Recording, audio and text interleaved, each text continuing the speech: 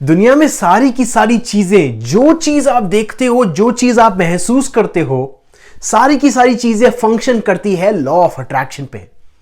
अब law of attraction हमने इस प्रिंसिपल को नाम दिया है, बट ये यूनिवर्सल लॉ है। जिस तरीके से ये पेन गिर रही है लॉ ऑफ ग्रेविटी से, उसी तरीके से लॉ ऑफ अट्रैक्शन आपकी लाइफ में काम करता है। फिर भी कोई लोग बोलते हैं मेरी लाइफ में ये लॉ ऑफ अट्रैक्शन काम नहीं करता, सब बकवास है, सब बोगस है। संदीप महेश्वरी का वीडियो भी है ऑनलाइन, वो बोलते हैं कि बिल्कुल काम नहीं करता, बोगस है। तो पहली बात तो मैं इस चीज को क्लियर कर दूं कि लॉ ऑफ अट्रैक्शन बिल्कुल काम करता है, और अगर आप इस वीडियो को फॉलो करोगे तो आप नोटिस करने लग जाओगी कैसे ये काम करता है और कैसे आज तक काम करता हुआ आ रहा है। आज के वीडियो में मैं समराइज करने वाला हूं एब्राहम हिक्स की पूरी लर्निंग। उनमें से जो मेजर टॉपिक्स है उसको मैं आज लेकर आऊंगा।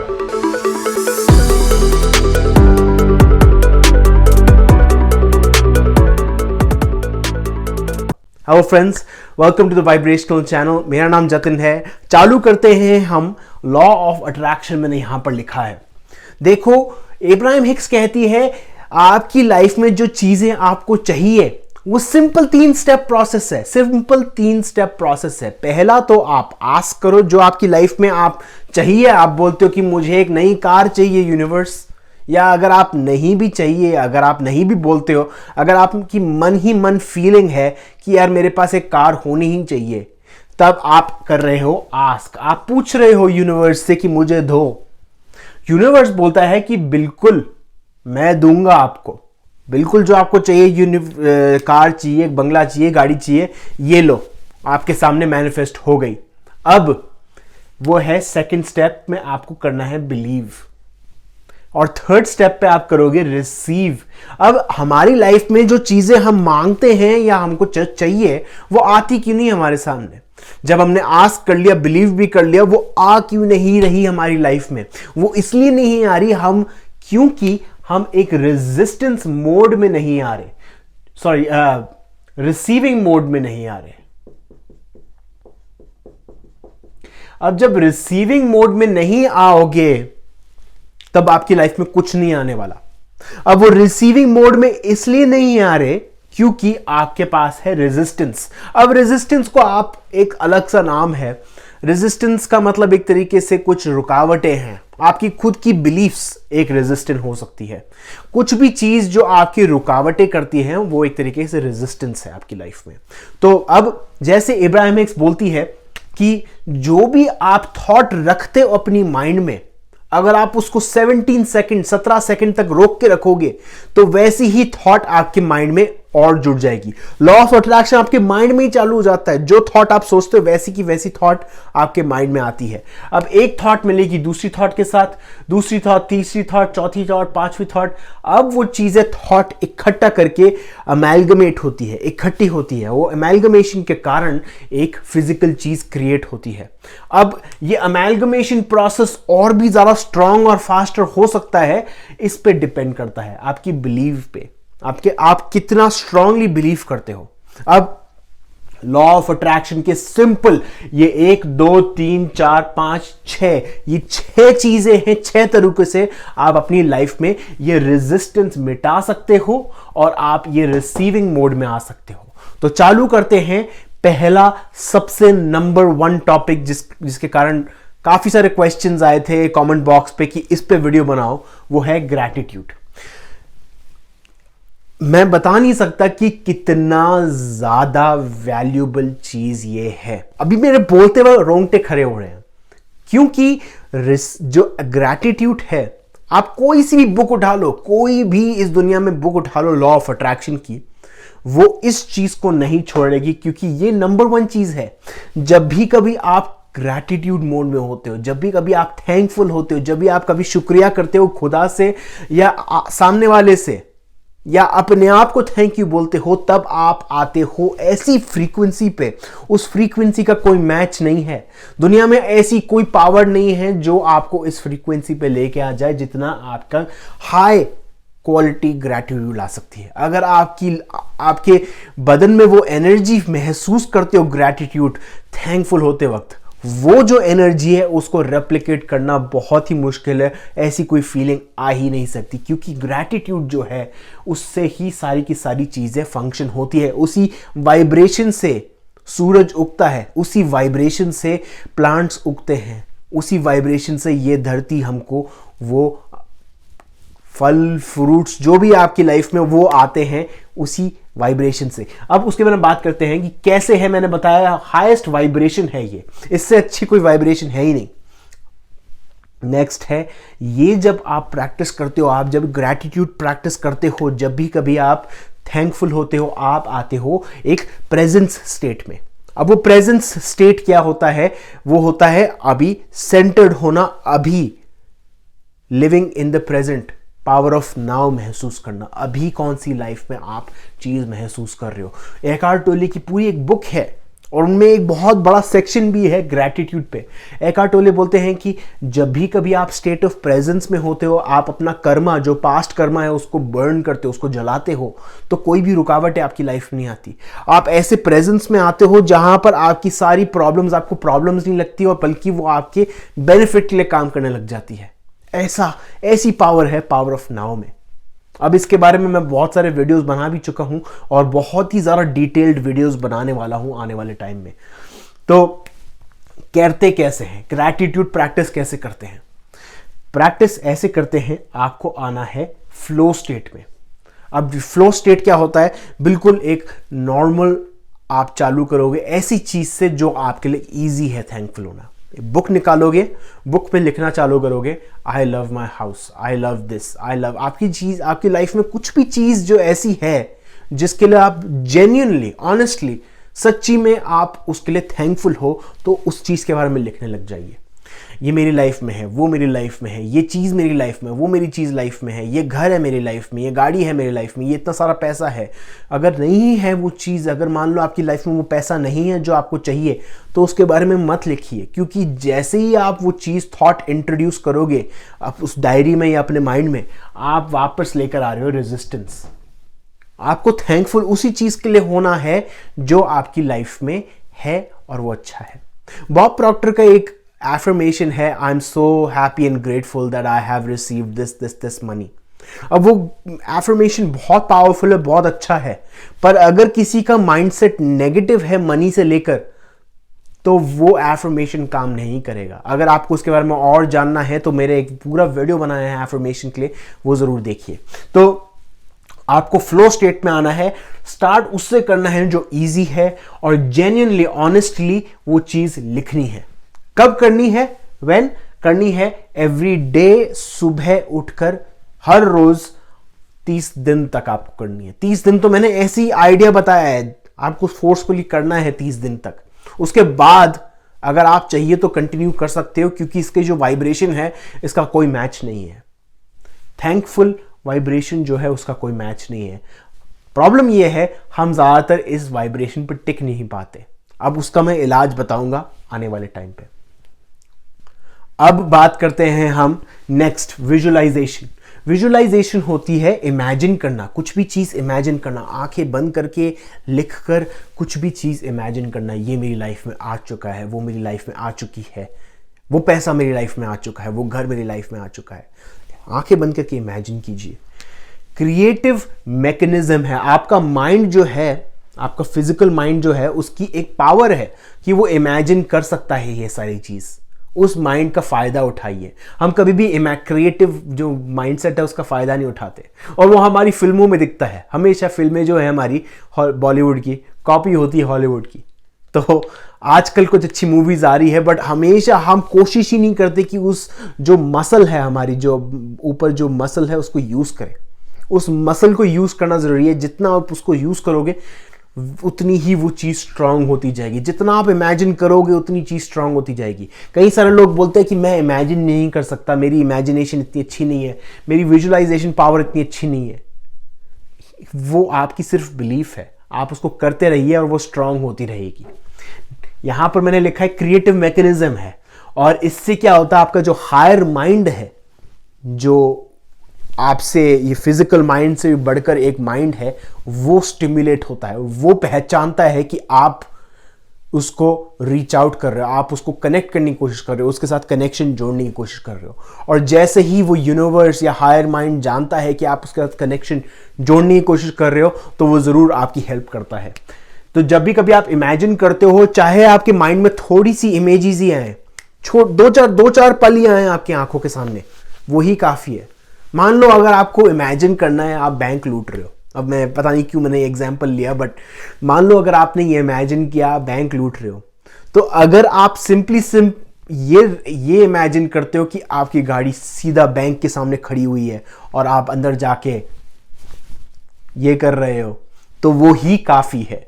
अब ये तो सिर्फ एक एग्जाम्पल है, बट ऐसी करके कोई भी चीज़ आप इमेजिन क्रिएटिव यूज़ करते हो तब आप पॉजिटिव डायरेक्शन में जाते हो। ये खैर नेगेटिव एग्जाम्पल था, पता नहीं क्यों मेरे दिमाग में आया, बट नेगेटिव एग्जाम्पल ना लेके वो पॉजिटिव कुछ भी चीज़ आप मैनिफेस्ट करना चाहते हो उसको विजुलाइज कीजिए। अब करना कैसे है, इसको लिख कर करना है।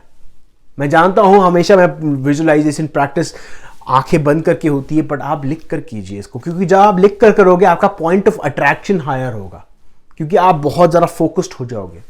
Next, focus on the feeling. ये बहुत ही ज़रूरी चीज़ है। जब भी कभी आप विजुलाइज करते हो, आप ये सोचिए कि आपकी कैसी फीलिंग होगी।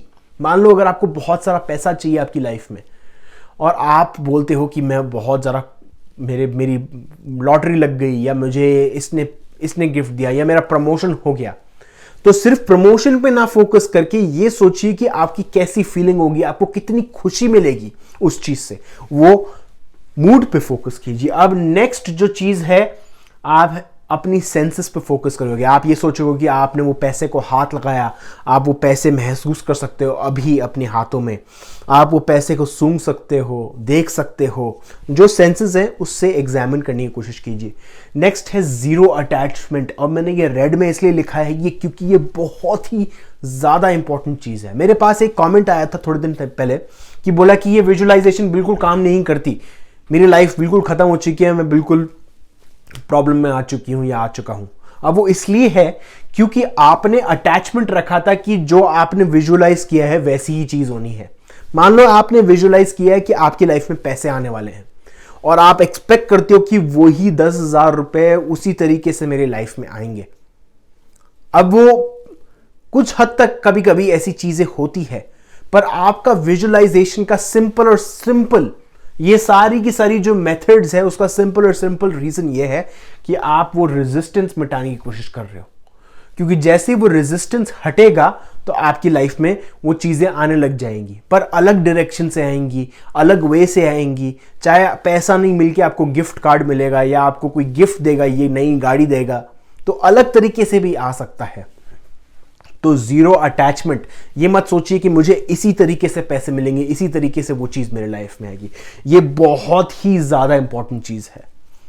कब करना है? Whenever in mood. हमेशा जब कभी भी मूड में हो तब आप कर सकते हो, बट ज़्यादातर जब सोने जाने वाले होते हो, सोने से पहले आप 5 मिनट प्रैक्टिस कर सकते हो आंखें बंद करके। ये कर सकते हो कि आपके हाथ में बहुत सारे पैसे हैं, उसको गिन रहे हो, फिर वापस उल्टा करके वापस गिन रहे हो, फिर उसको टेबल पे रख रहे हो, फिर टेबल से उठा के वापस गिन रहे हो, उसको सूंघ रहे हो, आंखों में देख रहे हो, फिर वापस रख रहे हो। अलग अलग तरीके से प्रैक्टिस कर सकते हो। नेक्स्ट है मेडिटेशन।